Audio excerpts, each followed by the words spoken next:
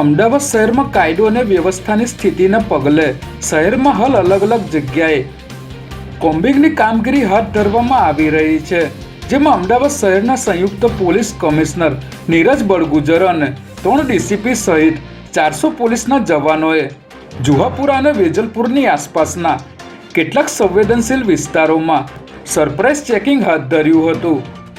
આગામી સમયમાં કોઈપણ ગુનેગાર માથું ન ઉચકે અને સામાન્ય લોકો સરળતાથી પોતાના રોજિંદા કામ કરી શકે તે માટે અમદાવાદ શહેર પોલીસ દ્વારા કડક કાર્યવાહી કરવામાં આવી રહી છે, જેને પગલે શહેરના રીઢા ગુનેગારોમાં ફફડાટ ફેલાઈ ગયો છે. અમદાવાદના સુભાષ બ્રિજ પાસે આવેલ આરટીઓ કચેરીની બહાર એજન્ટો દ્વારા ગેરકાયદેસર રીતે લાયસન્સ અપાવવાનો વિડીયો વાયરલ થયા બાદ એજન્ટો ભૂગર્ભમાં ઉતરી ગયા છે, જેને પગલે ગાંધીનગર વાહન વ્યવહાર કચેરીના કમિશનરે આ બાબતની ગંભીર નોંધ લઈને અમદાવાદ આરટીઓ કચેરીના અધિકારીઓ પાસે ખુલાસો માંગ્યો છે, તેમજ વિડીયોમાં દેખાતા એજન્ટો વિરુદ્ધ રાણીપ પોલીસ મથકે ગુનો નોંધવા માટે પણ સૂચના આપવામાં આવી છે.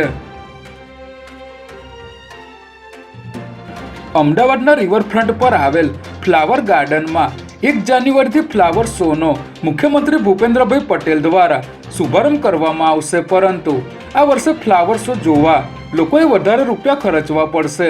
કારણ કે ગત વર્ષે સોમથી શુક્રવાર માટે 50 રૂપિયા એન્ટ્રી ફી રાખવામાં આવી હતી, જે આ વર્ષે 70 રૂપિયા કરી દેવાઈ છે, જ્યારે શનિ અને રવિવાર માટે 100 રૂપિયા એન્ટ્રી ફી કરવામાં આવી છે. ત્યારે બીજી તરફ શહેરના કોર્પોરેટરો 2 કરોડનો ખર્ચ કરીને સ્ટડી ટૂરના નામે કાતિલ ઠંડીમાં શ્રીનગર ફરવા જશે,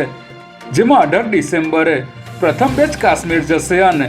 7 દિવસ 6 રાત્રિનું રોકાણ કરશે.